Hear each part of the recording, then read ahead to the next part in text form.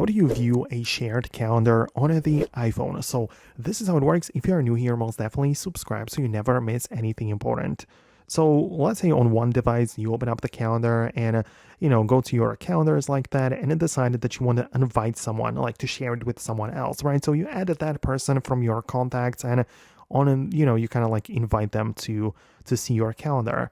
That other phone, of course, will get a notification for it in the bottom right corner in this like folder icon. You'll see like the number one or even more. It depends on your setup or whatever, but you'll be able to get there and essentially see that you can like accept the invite, right? So it just means that you can join it their calendar. So that is the first step to view it, right? You just make sure you accept the invite and join that calendar shared by that person.